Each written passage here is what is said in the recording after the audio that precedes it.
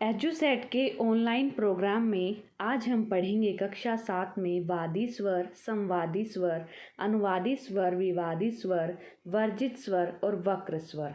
तो भाग 1 में आज हम पढ़ेंगे वादी स्वर और संवादी स्वर। गुड मॉर्निंग स्टूडेंट्स, मैं हूं आपकी संगीत अध्यापिका और आज एजुसेट ऑनलाइन के माध्यम से हम पढ़ेंगे कक्षा 7 का चैप्टर वादी स्वर, संवादी स्वर, अनुवादी स्वर और विवादी स्वर। जी हाँ बच्चों, पिछली कक्षा में आपने पढ़ा होगा स्वरों के बारे में कि स्वर किसे कहते हैं, स्वरों के प्रकार कितने हैं। हमने पढ़ा था कि शुद्ध स्वर 7 होते हैं, सा, रे, गा, मा, पा, धा, नी, और इसके साथ साथ 4 कोमल स्वर होते हैं। कोमल स्वरों को दिखाने के लिए नीचे लेटी रेखा का प्रयोग किया जाता है और रे, गा, धा, नी ये 4 स्वर कोमल स्वर थे और एक जो स्वर था आपका म वो तीव्र स्वर, और तीव्र स्वरों को दिखाने के लिए ऊपर स्वरों के ऊपर खड़ी रेखा का प्रयोग किया जाता है। तो ये तो बात थी बच्चों पिछली कक्षा की। अब हम आज बात करेंगे कि ये जो स्वर हैं राग में किस प्रकार से प्रयोग किए जाते हैं, कौन से स्वर को क्या कहा जाता है, कितने प्रकार के स्वर राग में प्रयोग किए जाते हैं, इन सभी बातों पर आज हम विस्तार से चर्चा करने वाले हैं। आपने राजा के बारे में तो सुना ही होगा। राजा कौन होता है? राज्य का मुखिया। राज्य का मुखिया राजा होता है। विभिन्न प्रकार के सैनिकों की भर्ती करता है और जो कि राज्य की देखभाल करते हैं, जनता की भलाई के लिए काम करते हैं। तो जब सभी मिलजुल कर काम करते हैं तो एक संपूर्ण राज्य बनता है। जी हाँ बच्चों, आज का जो हमारा टॉपिक है वो इन्हीं से मिलता जुलता है। जी हाँ बच्चों, कैसे रिलेट होता है ये मैं आपको आज बताती हूँ। जैसा कि पाठ के शुरू में ही हमने बताया था कि राग में वादी स्वर, संवादी स्वर, अनुवादी स्वर और विवादी स्वर ये स्वर राग में प्रयोग किए जाते हैं। तो एक श्लोक के माध्यम से हम बात करते हैं वादी स्वर कैसे होते हैं, अनुवादी, संवादी, इन सभी के बारे में। तो श्लोक है, प्रयोगे बहुल स्वरवादी राजत्र गीयते। प्रयोगे बहुल स्वरवादी राजत्र गीयते, स्थान मंत्री संवादी संज्ञत है। सयाद अनुवादी च भ्रव्यत, विवादी तु सदा त्याज्य है, क्वाचितान क्रियात्मक है। अर्थात इस श्लोक के माध्यम से यह कहा गया है कि बहुत ज़्यादा प्रयोग किया जाने वाला जो स्वर है वो वादी कहलाता है और उसको राजा की उपाधि दी जाती है। जी हाँ बच्चों, राग रूपी राज्य में सबसे ज़्यादा प्रयोग करने वाले स्वर को वादी कहते हैं और उसको राजा कहते हैं। उसके बाद वादी स्वर से कम प्रयोग किया जाने वाला जो स्वर होता है वह कहलाता है संवादी। स्थान मंत्री संवादी संज्ञते, अर्थात संवादी स्वर वादी स्वर से कम जो प्रयोग किया जाता है वो संवादी स्वर कहलाता है। और स्याद अनुवादी च भव्यते, और जो अनुवादी स्वर है उसको सेवक की उपाधि दी गई है। विवादी तु सदा त्याज्य, और जो विवादी स्वर है वो शत्रु के समान माना गया है और उसको राग में वर्जित किया जाता है, उसका प्रयोग करने से बचा जाता है।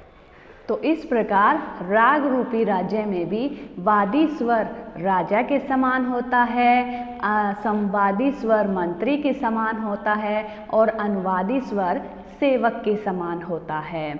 इस तरह से, और इसके साथ साथ जो विवादी स्वर है वह शत्रु के समान होता है।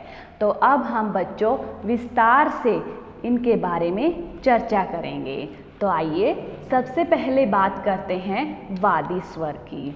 वादी स्वर की वदति इति वादी, अर्थात जिसका बार बार वाद किया जाए, बार बार जिसको बोला जाए, वही स्वर क्या कहलाता है?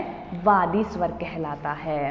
प्रयोगे बहुल स्वरवादी राजत्र गीयते, और इसके साथ साथ जो बहुत ज़्यादा प्रयोग किया जाता है वह वादी स्वर राजा माना जाता है। वादी स्वर को और भी अन्य कई नामों से जाना जाता है, जैसे वादी स्वर को जीव स्वर भी कहा जाता है, वादी स्वर को अंश स्वर भी कहा जाता है, वादी स्वर को प्रधान स्वर भी कहा जाता है। तो इस तरह से अगर वादी स्वर के अन्य नाम आ जाते हैं, जीव स्वर, अंश स्वर, प्रधान स्वर, ये सब वादी स्वर के ही नाम होते हैं। अब बात करते हैं हम कि वादी स्वर का प्रयोग किस तरह से होता है। वादी स्वर का प्रयोग राग में कुशल गायक भिन्न भिन्न प्रकार से करता है। जैसे राग में वादी स्वर को बार बार दिखाया जाता है, वादी स्वर से ही राग का आरंभ किया जाता है, वादी स्वर पर ही राग को समाप्त कर दिया जाता है। राग के प्रमुख भागों में वादी स्वर को बार बार विभिन्न विभिन्न स्वरों के साथ दिखाना तथा कभी कभी वादी स्वर को बड़ी देर तक लंबा करके गाना, वादी स्वर का प्रदर्शन इस तरह से विभिन्न प्रकार से किया जाता है। अब बात करते हैं गायन समय की। जी हाँ बच्चों, किसी भी राग को जब हम गाते हैं तो उसका गायन समय निश्चित होता है। तो वादी स्वर ही एक ऐसा स्वर है जिससे किसी भी राग का गायन समय निर्धारित हो जाता है। जब हम वादी स्वर गाते हैं तभी पता चल जाता है कि इस राग का गायन समय क्या होता है। तो जब किसी राग में सप्तक के पूर्वांग में कोई स्वर वादी होता है तब वह पूर्वांग वादी राग कहलाता है। और उसके गायन वादन का जो समय होता है वह प्रातः दिन और रात के पूर्वांग अर्थात दिन के 12 बजे से रात्रि के 12 बजे तक का होता है। उदाहरण के तौर पर हम देखते हैं जैसे राग भीम पलासी, पीलू, यमन, भूपाली, ये पूर्वांग वादी स्वर सप्तक के पूर्वांग में होने के कारण ये राग दिन के समय गाए जाते हैं। दिन के समय 12 बजे से रात्रि के 12 बजे तक ये राग गाए जाते हैं। इसी प्रकार जब किसी राग में कोई स्वर सप्तक के उत्तरांग में होता है, जो वादी स्वर होता है, तो वह दिन रात के उत्तरांग अर्थात 12 बजे रात्रि के 12 बजे से दिन के 12 बजे तक गाया जाता है। जैसे भैरव, भैरवी, बिलावल, ये वादी स्वर की विशेषता यह है कि किसी राग में केवल वादी स्वर बदल देने से ही पूरा राग बदल जाता है। जी हाँ बच्चों, चाहे विभिन्न प्रकार के 2 रागों में एक जैसे स्वर लगते हों, लेकिन अगर वादी स्वर बदल जाता है तो पूरा राग बदल जाता है। जैसे भीम पलासी राग है, धनाश्री राग है, ये दोनों राग काफ़ी ठाट से उत्पन्न हुए हैं। दोनों में ही ग नी स्वर कोमल प्रयुक्त होता है, किंतु इन रागों में केवल और केवल वादी स्वर के उलट पुलट हो जाने से ही दोनों रागों में परिवर्तन हो जाता है, दोनों राग चेंज हो जाते हैं। तो इस तरह से जब हम देखते हैं कि वादी जो स्वर होता है सबसे प्रमुख स्वर होता है राग में, इसलिए इसको राजा की उपाधि भी दी जाती है। इसे जीव स्वर, अंश स्वर और प्रधान स्वर भी कहा जाता है। और इसके साथ साथ इसका गायन समय, राग का गायन समय भी वादी स्वर से ही निर्धारित होता है। तो ये तो था बच्चों वादी स्वर। आइए अब हम बात करते हैं संवादी स्वर के बारे में। जी हाँ बच्चों, संवादी स्वर किसे कहते हैं? संवादी का अर्थ होता है संवाद करना। संवाद करना मतलब आपस में बातचीत करना। ऐसा लगता है जैसे वादी स्वर, संवादी स्वर दोनों आपस में बातचीत करते हुए प्रतीत होते हैं। संगीत में माना जाता है बच्चों कि संवादी स्वर मंत्री के समान माना गया है।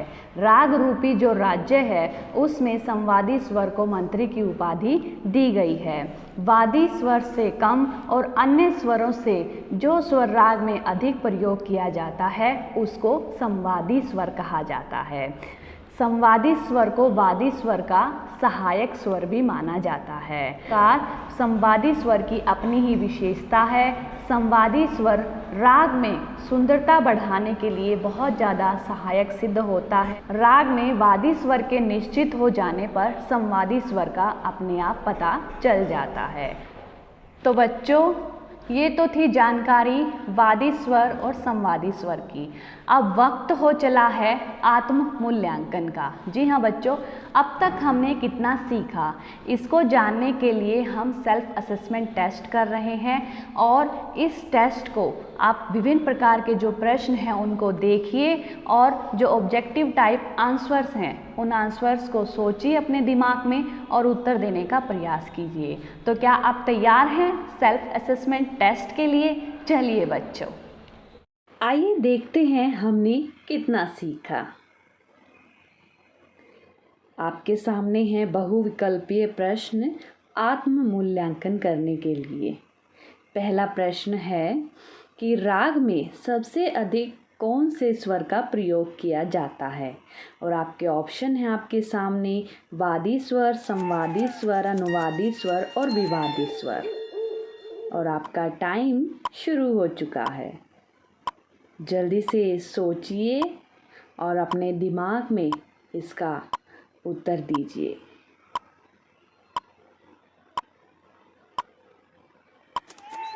चलिए बच्चों, टाइम खत्म और उत्तर है वादी स्वर। चलिए बढ़ते हैं अगले प्रश्न की तरफ और प्रश्न है कि जीव स्वर किसे कहते हैं? आपके ऑप्शन हैं वादी स्वर, संवादी स्वर, विवादी स्वर या उपरोक्त सभी। और आपका समय शुरू हो चुका है। जल्दी से सोचिए बच्चों और उत्तर देने का प्रयास कीजिए।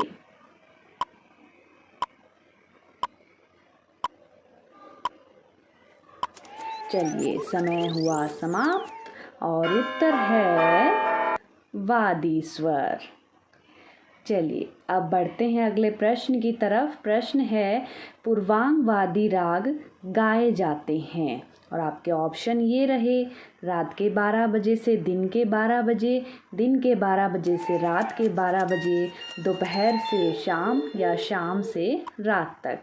चलिए, टाइम स्टार्ट्स।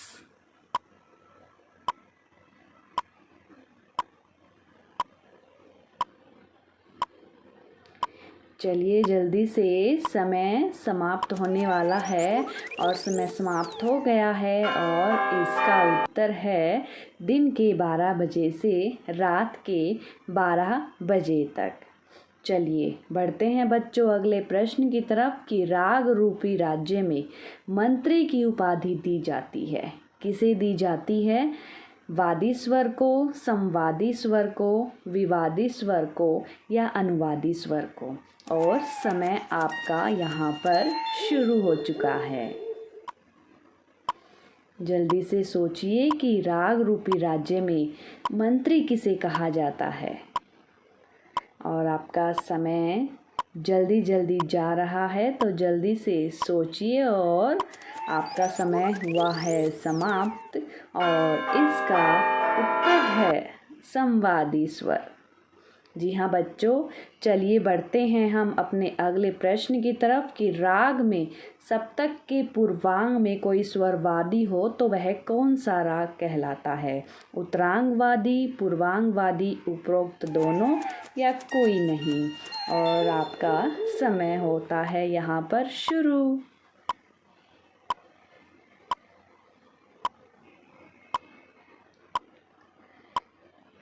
जल्दी से सोचिए बच्चों और उत्तर देने का प्रयास कीजिए। और यहीं पर आपका समय होता है समाप्त और इसका उत्तर है पूर्वांग वादी। जी हाँ बच्चों, चलिए हम अगले प्रश्न की तरफ बढ़ते हैं और प्रश्न है आपका कि राग रूपी राज्य में राजा की उपाधि कौन से स्वर को दी गई है? राग रूपी राज्य में आपके ऑप्शन ये रहे बच्चों वादी स्वर को, संवादी स्वर को, अनुवादी स्वर को या विवादी स्वर को। और आपका समय हो चुका है यहीं पर शुरू और जल्दी से सोचिए और जवाब दीजिए। राग रूपी राज्य में राजा की उपाधि कौन से स्वर को दी गई है? बहुत ही आसान सा प्रश्न यहाँ पर पूछा जा रहा है और समय हो गया है आपका यहीं पर समाप्त और इसका उत्तर है बच्चों वादी स्वर को। तो बच्चों यहीं पर भाग 1 का मूल्यांकन होता है समाप्त, और मिलते हैं अगले भाग में। कहीं मत जाइएगा, एक ब्रेक के बाद मैं तुरंत वापस आती हूँ, आप देखते रहिए।